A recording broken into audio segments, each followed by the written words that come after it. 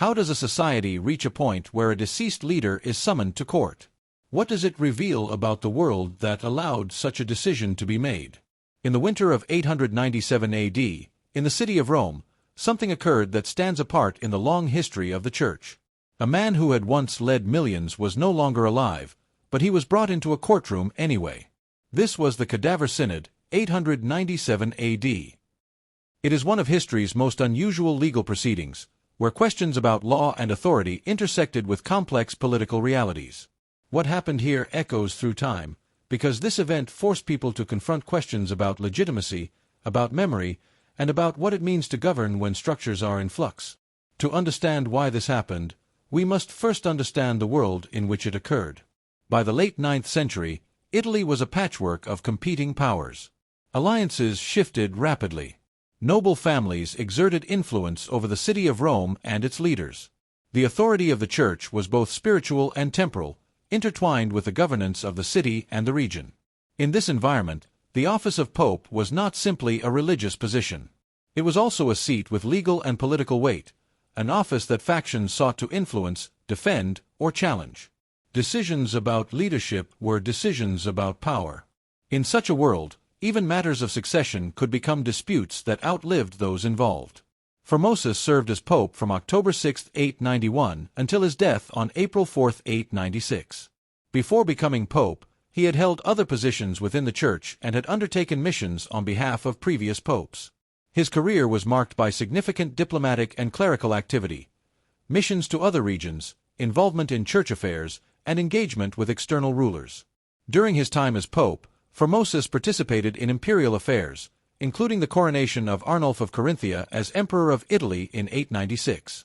When he died in April of that year, Rome was already in a state of ongoing tension. His leadership had been accepted during his lifetime, and his actions shaped many clerical appointments across the region, but some questions about his earlier career remained part of the historical record. After his death, those questions did not disappear. Following the brief papacy of Boniface VI, Stephen VI became Pope in 896. Stephen VI's papacy was marked by the same turbulent political currents that characterized the era. Factions within the city and nearby principalities held differing views about alliances and legitimacy. When Stephen VI convened a council in January 897, he brought forward unresolved questions about Formosus's previous service as bishop and priest, and whether those had complied with church law. In a context where legal interpretations had real consequences for the structure of the Church, what had once been assumed or accepted now became the subject of formal scrutiny.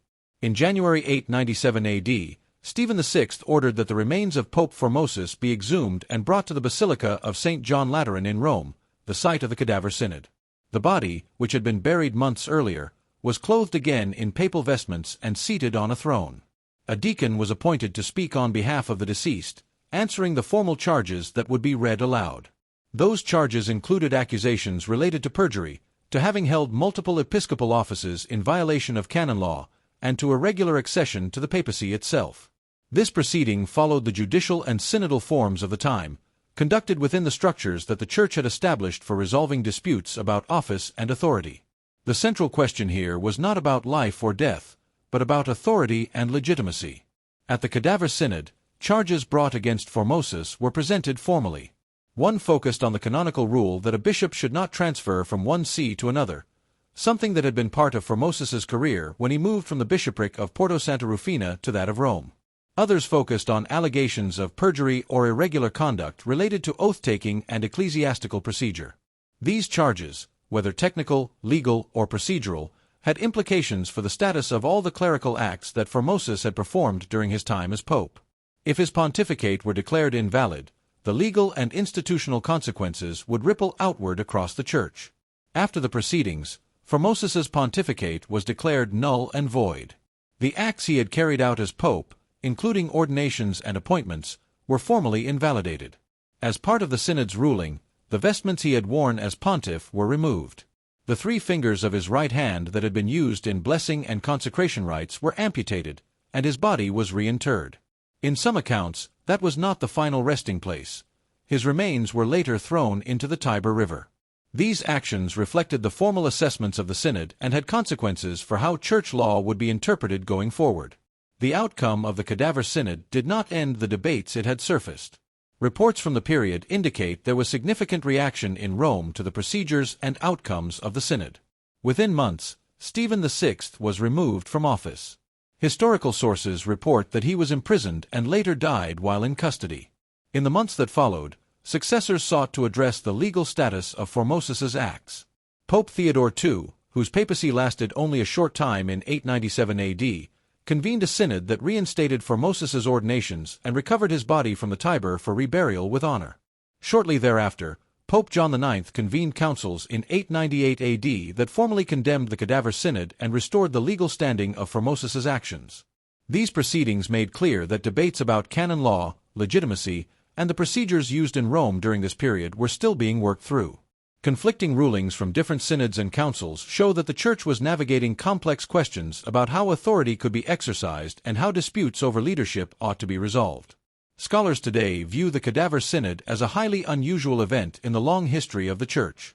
Historians study it as part of a broader period of volatility in late 9th century Italy, when rapid changes in leadership were common and questions about authority were frequent. There is ongoing discussion among historians about how to interpret the motivations behind these events and what they tell us about legal and ecclesiastical practice in that era. What is clear is that the Cadaver Synod left a significant imprint on the record of how disputes over leadership were resolved, and how legal forms were used to address questions about legitimacy and office.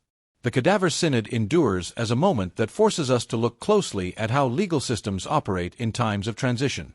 It raises questions about how societies define legitimacy, how they make use of established procedures, and how those procedures adapt when the structures they depend on are themselves under stress.